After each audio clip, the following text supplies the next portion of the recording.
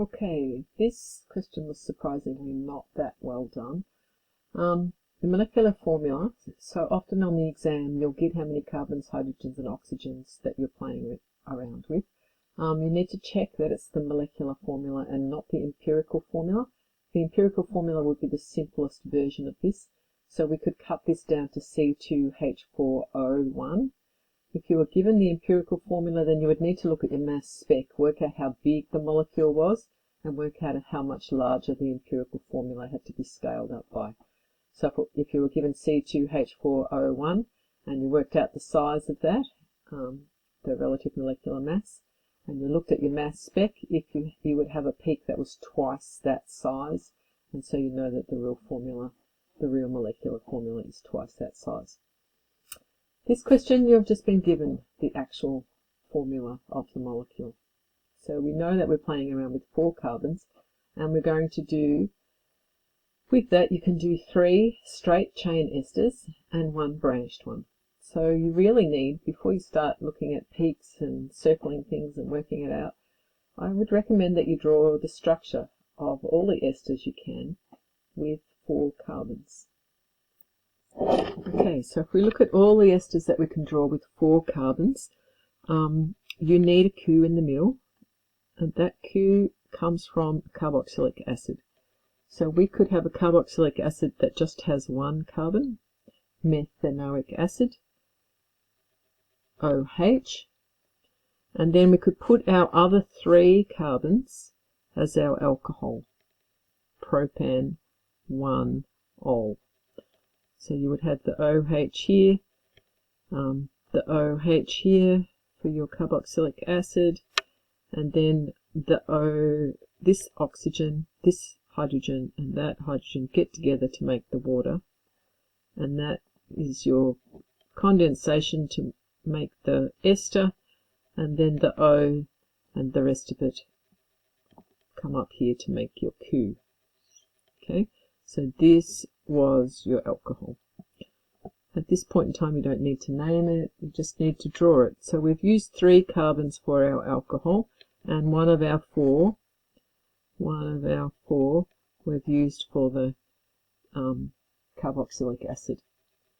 So if we just do this systematically, instead of having 3 for our alcohol, let's take one of those off and use it for your carboxylic acid. Okay, and so then we've only got 2 for our alcohol.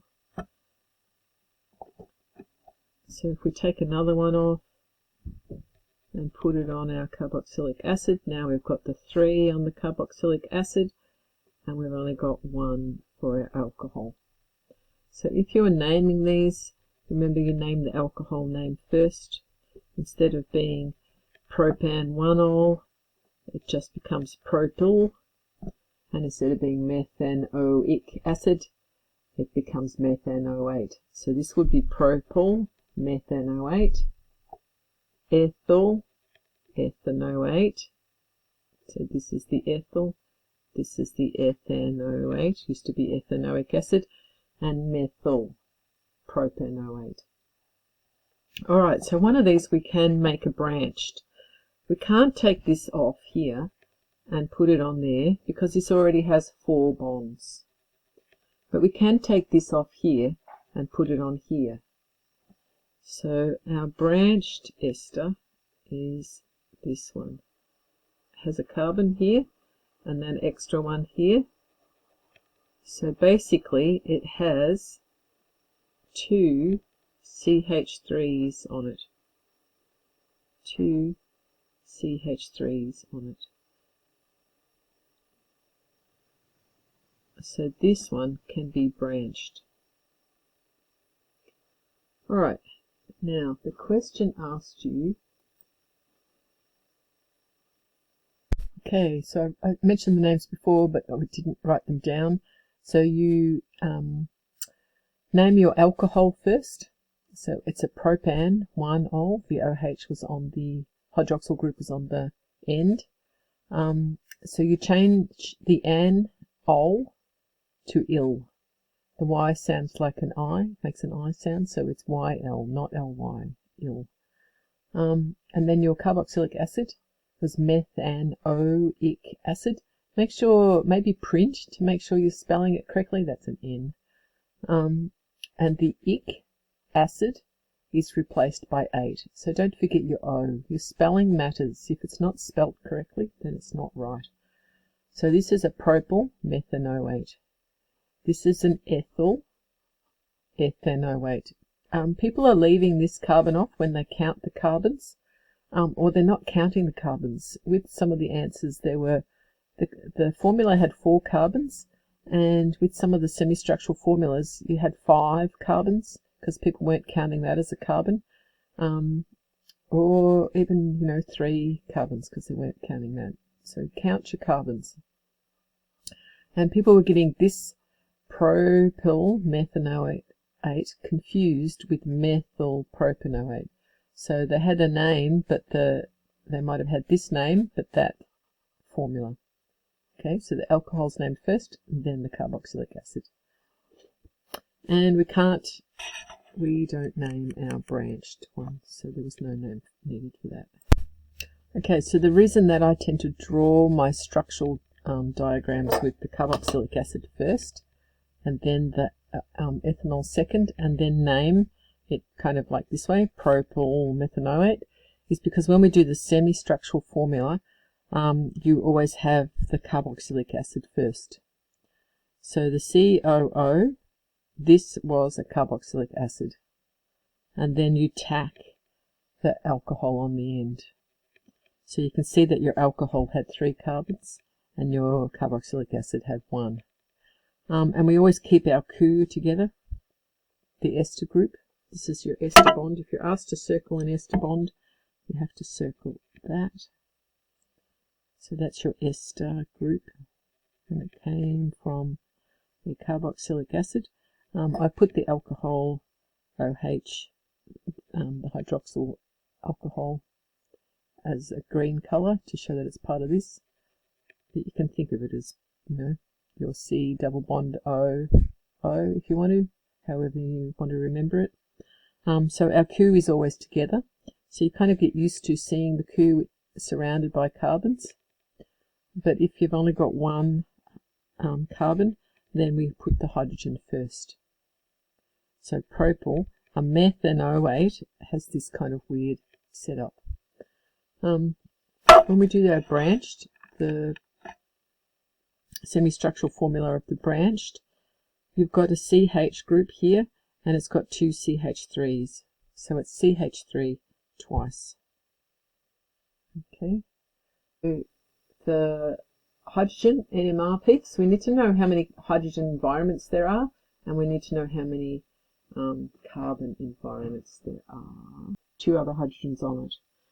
And these are all attached to carbon with 2 hydrogens on it. So these are all in the same environment. They're all the same as each other. So that's one environment. These 2 are in the same.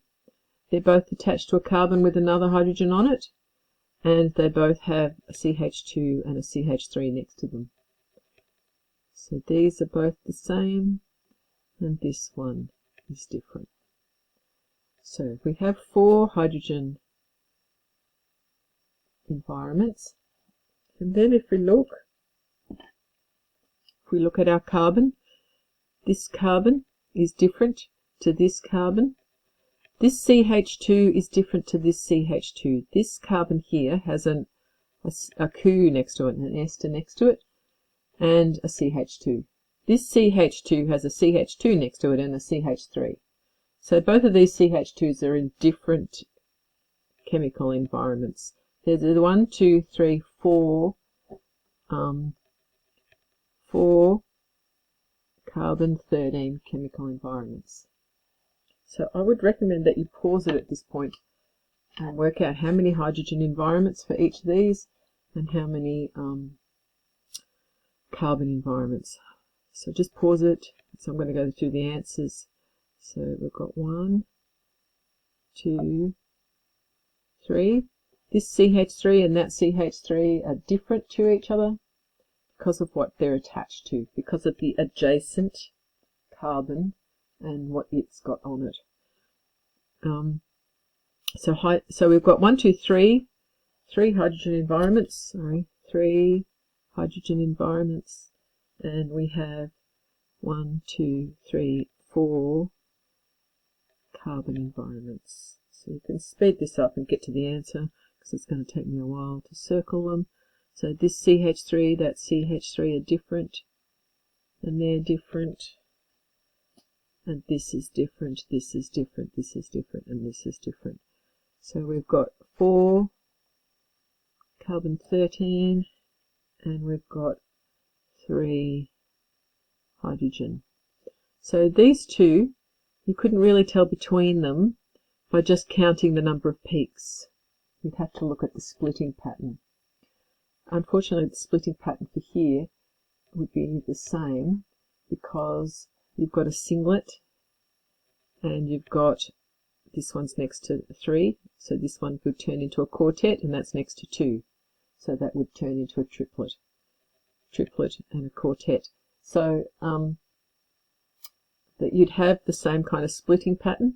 The positioning of the splitting would be a bit different because of this being here as opposed to being here. So you could tell from the chemical shift the difference between these two. You could tell these two are different to this one because this has got 4 hydrogen environments. So the more carbons have hydrogens on them, then the more hydrogen environments. So this carbon, see here, with these two, doesn't have a hydrogen on it, but now it does. So that's why we've got more hydrogen environments. So when we look here, the way of cutting down hydrogen environments, if we've got a lot of hydrogen, but we don't have many environments, how can that be? If they are branched, that cuts it down. So this CH3 and that CH3 are the same environment. They're both the same as each other because the 2 CH3s are both attached to that one carbon. So that's one environment, this is another environment, and this is another environment. So we've got 3 hydrogen environments, and we have 1, 2, 3 carbon environments. Okay, 1, 2, 3. So this branched one, you could tell just by the number of peaks whether you had the branched one or whether you have the straight chain one.